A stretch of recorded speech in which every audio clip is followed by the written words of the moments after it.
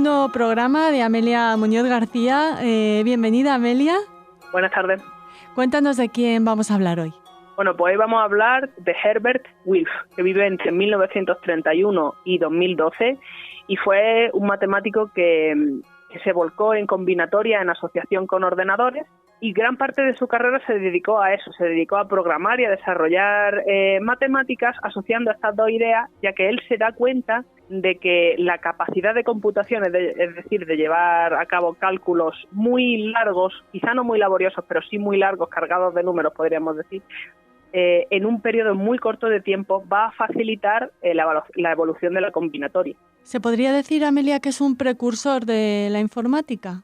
Totalmente, ya que este hombre empieza a trabajar en informática desde muy joven, prácticamente desde que acaba la carrera y empieza con el doctorado. De hecho, Herbert Wilf vive entre 1931 y 2012, como he comentado, y él va a nacer en el seno de una familia judía americana en Filadelfia, en Pensilvania. Él va a estar interesado en matemáticas desde que era un niño y, bueno, alguna vez ha contado la anécdota de que aún en el colegio, cuando sus padres lo mandaban a la cama, él aprovechaba para leer libros de matemáticas justo antes de dormir.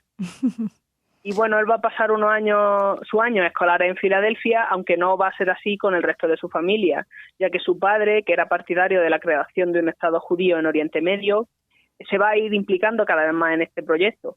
Va a fundar la rama local del Comité para una Armada Judía en 1941 y en el 44 se muda con su mujer y su hija, la hermana de Herbert, a Nueva York para ser director ejecutivo de la Liga Americana para una Palestina Libre. Y bueno, Herbert lo que hace es quedarse atrás, ya que le iba muy bien en el instituto.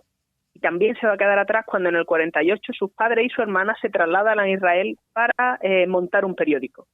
El motivo de Herbert era claro, él acababa de terminar el instituto y acababa de ser admitido en el MIT, en el Instituto Tecnológico de Massachusetts, que es una universidad, era y es una universidad de muchísimo prestigio, y lo admiten para estudiar matemáticas. Y bueno, él no quiso dejar pasar semejante oportunidad, así que se queda en los Estados Unidos. Una de las implicaciones que tiene esta decisión para él es que tiene que hacerse cargo de su manutención mientras está en la universidad. Cuando estaba en el colegio, pues se quedaba con unos familiares que aún así lo ayudan, pero en fin, que él empieza ya a darse cuenta de que es adulto y que tiene que trabajar.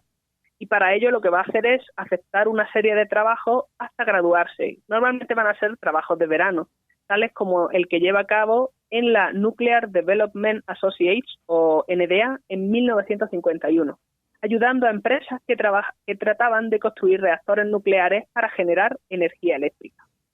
En 1952 él va a obtener el grado en matemáticas y va a ser aceptado en la Universidad de Columbia para el programa de doctorado. La tesis de Wilf va a tratar sobre el transporte o el movimiento de neutrones en un determinado entorno por medio de matrices, es decir, lo que va a hacer es emplear matrices para modelizar estos movimientos. Bueno, el tema de su tesis se lo va a proponer Gerald Goertzel, que va a ser un físico que además también le va a ayudar a profundizar en programación y en construcción física de ordenadores. Básicamente le va a enseñar todo lo que él empieza sabiendo sobre ordenadores. Y también destacar que otra influencia laboral importante en la vida de Herbert va a ser el físico y matemático Ernest Wilkins. Los años de Columbia van a estar cargados de trabajo para Wilf. Va a trabajar para la Fairchild Engine Division, ayudando con el diseño de motores a propulsión que va a seguir un modelo originalmente ideado gracias a un ordenador, la computadora llamada calculadora programada a base de tarjetas perforadoras de IBM.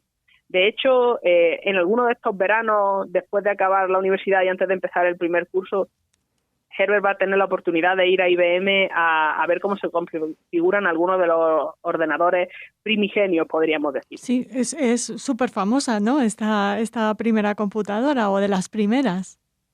Efectivamente, y la cuestión es que Wilf, aunque fuera conocido en su círculo, tampoco era la persona más famosa del mundo. Sin embargo, el hecho de que se implicara desde el principio y que conociera quizás a las personas correctas, y también que cuando uno hablaba con él se daba cuenta de que era un matemático brillante, pues le permiten estar en el momento indicado, en el lugar correcto, podríamos decir.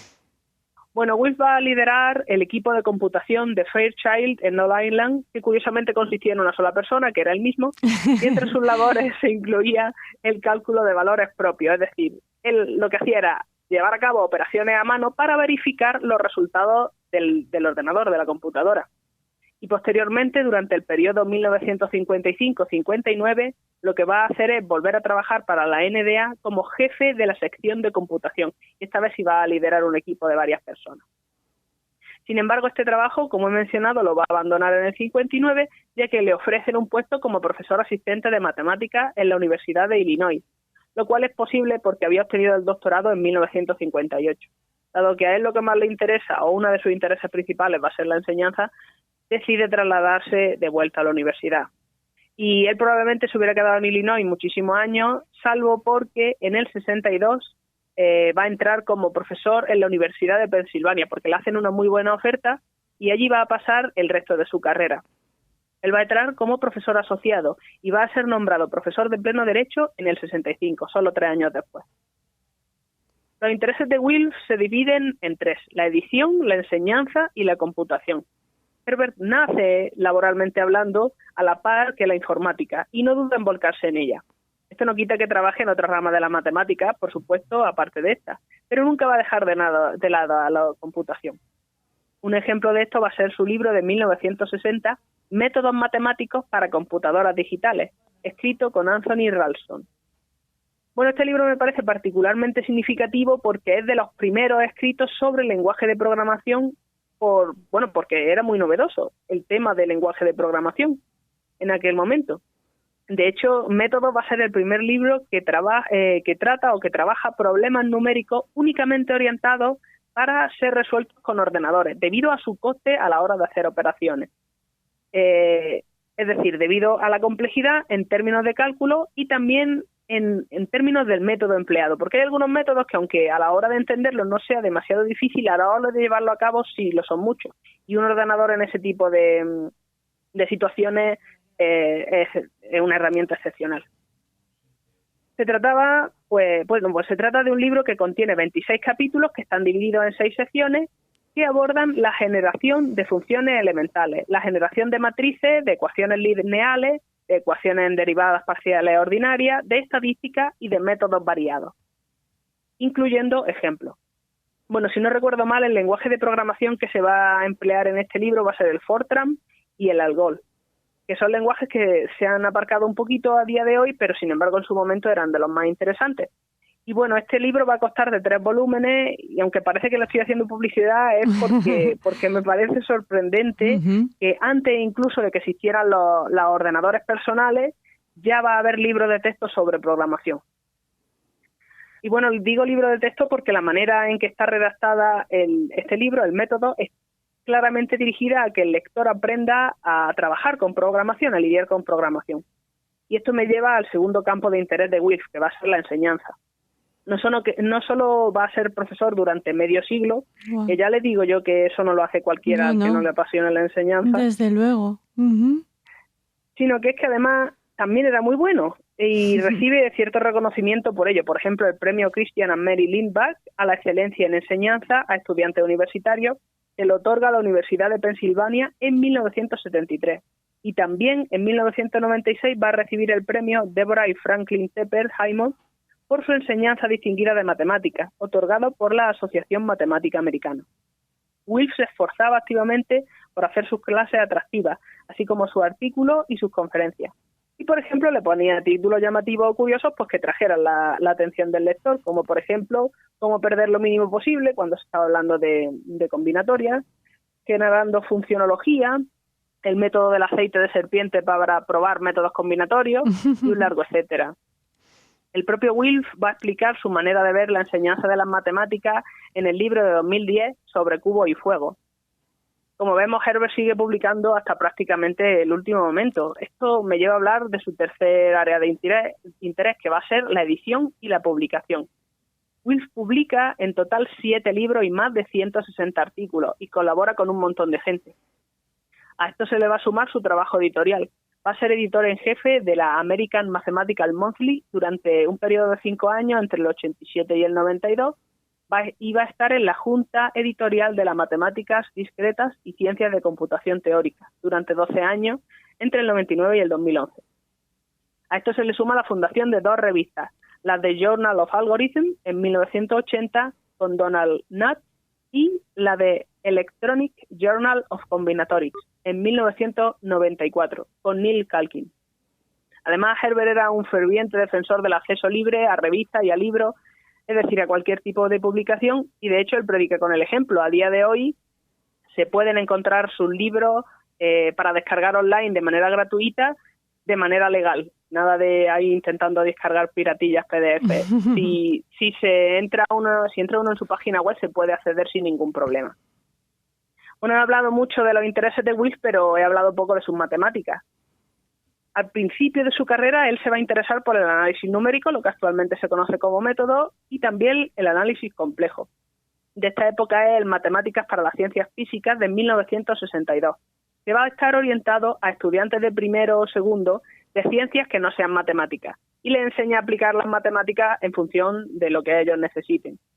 Además, él en un momento determinado va a decidir aparcar esta línea de trabajo, ya que en 1965 va a acudir a una conferencia de Giancarlo Rota sobre funciones de Möbius y su aplicación a combinatoria.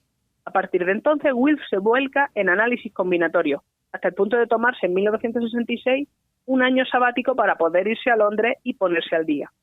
Sus intereses en este área, pues le llevan a probar lo que se conoce el teorema como de Fine-Wilf o teorema de periodicidad de Fine-Wilf en 1965, que es un poco anterior a su año sabático y por tanto no es de extrañar que le interesara la combinatoria, ya que incluso antes de esta conferencia, que él considera muy importante dentro de su carrera laboral, ya va a estar empezando a trabajar con combinatoria por su cuenta, podríamos decir. Otra rama de la combinatoria donde Herbert va a contribuir va a ser pues la teoría de grafos, los algoritmos discretos, la generación de funciones, etcétera. Y producto de esta época va a ser pues un par de libros, el Combinatorial Algorithm de 1975 y el Algoritmo y Complejidad de 1986. Por supuesto, es fundamental mencionar la teoría de Wilf Zeilberger, que es un trabajo fundacional sobre pruebas por medio de ordenadores de identidades en combinatoria. Por ejemplo, aquí surgen los pares de funciones de WZ, en nombre nombrados según sus creadores, que son pares de funciones que evalúan gran cantidad de sumas de coeficientes, por ejemplo, binomiales, factoriales o de otras series hipergeométricas. Así se puede acabar usando esto para encontrar, por medio de cierto proceso, sumas equivalentes que son muchísimo más sencillas.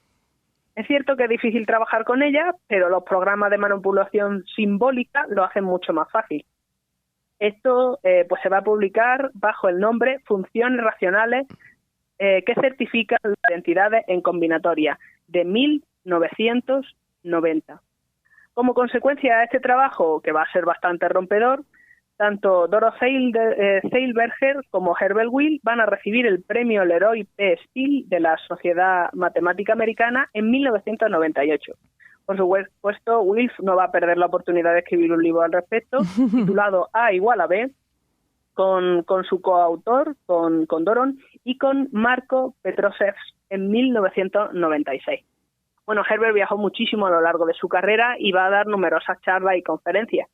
Y de hecho uno de sus métodos de transporte favoritos va a ser el avión, específicamente uno que él poseía, el cual pilotaba para ir a conferencias u otros viajes, incluso de un extremo a otro del país. Esto lo va a mantener entre 1982 y 2002. Además, en 1998, Wilf va a ser asignado o ascendido a la plaza Profesor Thomas A. Scott en Pensilvania. Y aunque él se va a retirar en 2008, va a seguir dando cursos en su alma mater durante muchos años más. Murió en Pensilvania en 2012. Bueno, Amelia, pues has hecho un recorrido súper estructurado del que el propio Wilf estaría muy orgulloso. Porque has sido una profesora excelente para acercarnos a este personaje tan curioso y tan generoso como nos apuntabas. No sé si quieres añadir algo más antes de despedirnos. Bueno, podríamos decir que algunos de los premios que recibe me los he saltado. Por ejemplo, en 2002 va a recibir el premio Euler del Instituto de Combinatoria y sus aplicaciones, y muchos otros que no me caben porque son numerosos y tampoco quiero aburrir.